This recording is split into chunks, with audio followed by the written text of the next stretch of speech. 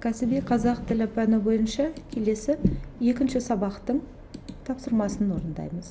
Екінші сабақ адам табиғат персенті деп аталады. Адам табиғат ортасында өмір сүріп тіршілік етуі және осы тіршіліктегі адам санасына табиғаттың әсері туралы кішкене мәтінменен танысамыз.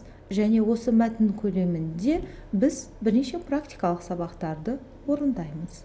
Бірінші тапсырма. Мәтінді оқыңыз, негізгі түйінді анықтаңыз. Сіздер берілген мәтінді оқып, бұл жайындағы қысқаша ой түйін түю қажеттілігі туындайды. Әрине айтылатын ойдың түйіні бұл мәтіннің қорытындысы ретінде бағаланады. Сіздер түйген ой менен автордың негізгі ой түйінін салыстырып көрейік. Автор адамға ой салушы, жетелеуші табиғаттың өзі деген түйін түйеді. Екінші тапсырма. Мәтіндегі ақпаратқа сай көп нүктенің орнын толықтырыңыз. Берілген ойды қайта жаңғыртып, өзіндік жеке көз қарасыңызды білдіріңіз. Мәтіндегі берілген ақпарат қысқаша ұсынылып, көп нүктенің орнына, мұнда бос орынға сіздер өздеріңіз тапсырманы орындап жазуға болады. Мұнда сіздерге орындаған тапсырманың негізгі орналастыратын ақпараттары берілген. Мысалы, адам құс тәрізді не істеуді?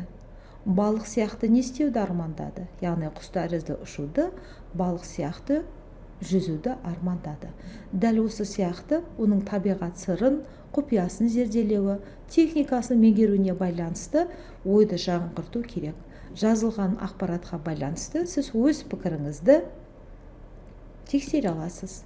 Яғни, мұнда ақпарат толық орындалмағандықтан және мәлімет дұрыс берілмегендіктен сізге дұрыс емес деген белгі беріп тұр. Осы тапсырманы дұрыс орындауыңызды сұранамыз. Үшінші тапсырма – ой қозғау. Мәтіндегі адам аса терең ойдың иесі пікірін дәлелдеңіз. Неліктен адам аса терең ойдың иесі? Ойлау жүйесі тек адамзатқа ғана тән бе? Адамзаттың жануарлар дүниесінен ажырататын басты ерекшелігі неде деген сауал туындайды. Енді біз осыған сай автордың пікірімен танысамыз. Яғни, адам табиғатта кездеспейтін алуан түрлі күрделі заттарды, бұйымдарды не істейді? Ойлап жасайды екен. Бірақ қалай ойлап жасайды? Мұнда тағы да сіз өз пікіріңізді жазуыңыз керек. Дегенмен оны алғашқыда неден немесе кімнен көріп үйреніпті? Қалай ойлайсыздар? Бұған да өз пікірлеріңізді жазып шығуларыңызды сұранамыз. Және де пікіріңізді тексеруден өткізіңіз.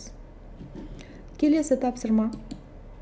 Топтық жұмыс. Бірінші топқа және екінші топқа бөлінген жақтаушы және даттаушы командалар өзара пікірлерін жинақтап және бір-біріменен салыстыру керек.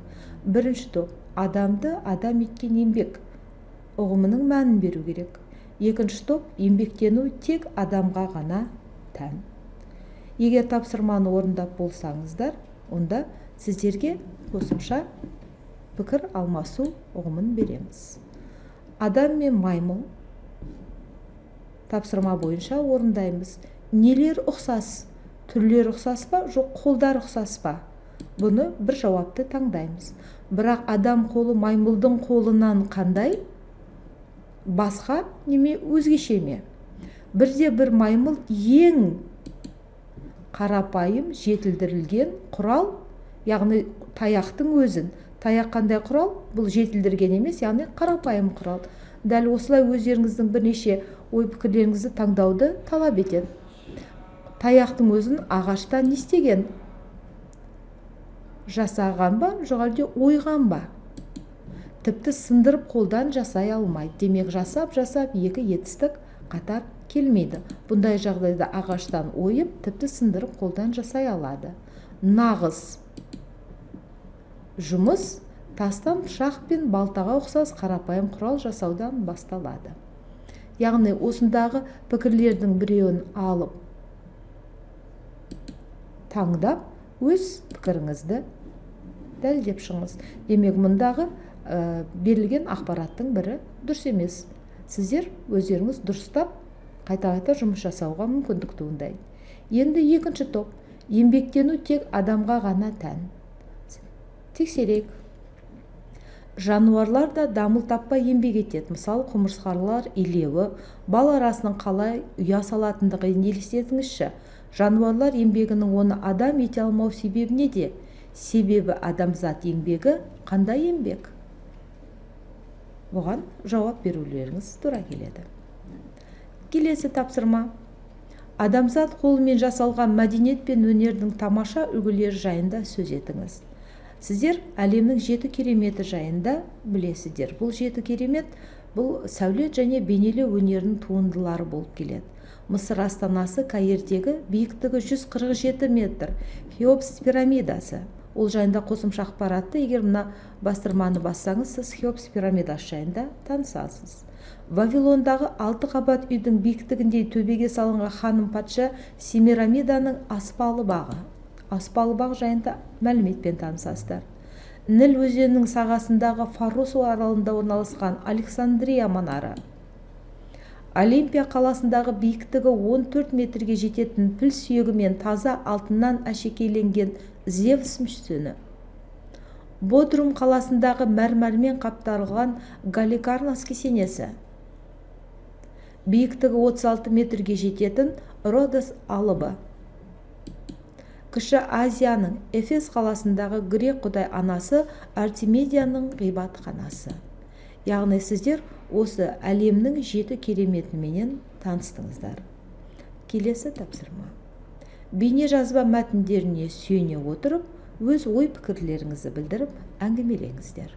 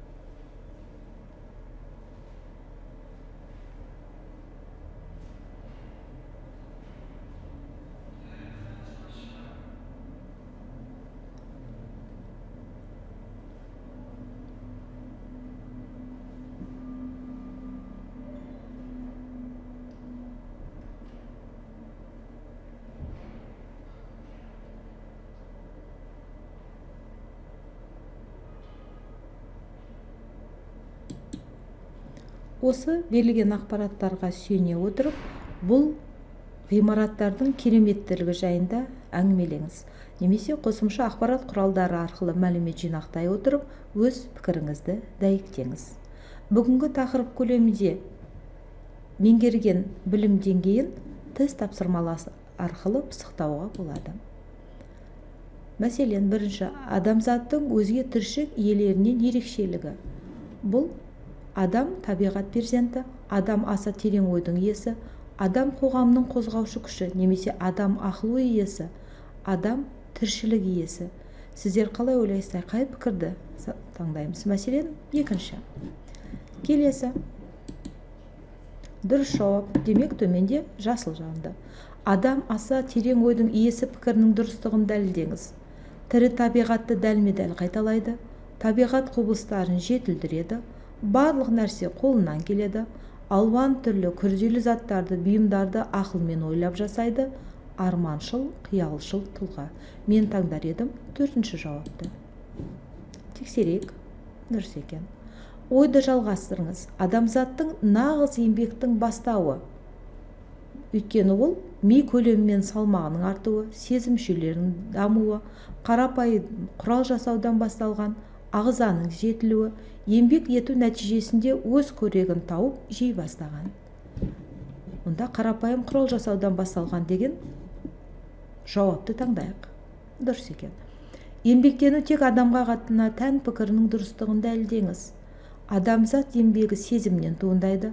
Адамзат еңбегі саналы еңбек. Жан жануарларды дамыл таппай еңбек етеді. адам басқа да жан жануарлардан күш қуаты жағынан әлдеқайда жоғары тұрады. Адам мен жануарлардың еңбегі өзара ұштасып жатыр. Мен таңдар едім, адамзат еңбегі саналы еңбек. Тексеріп көрейік. Жақсы. Келесі сұрақ 5. Адамзат қолымен жасалған өнер мен мәдениеттің тамаша үлгілерін атаңыз. Өнер және мәдениет туындылары, қол өнерінің дамуы, тарихи мәдени мұралар, әлемнің 7 кереметі, адамзат санасының дамуы. Бүгінгі біздің тақырыпқа орай біз таңдаймыз әлемнің 7 кереметі. Жауап беру. Демек, сіз 5 сұраққа да жауап бердіңіз.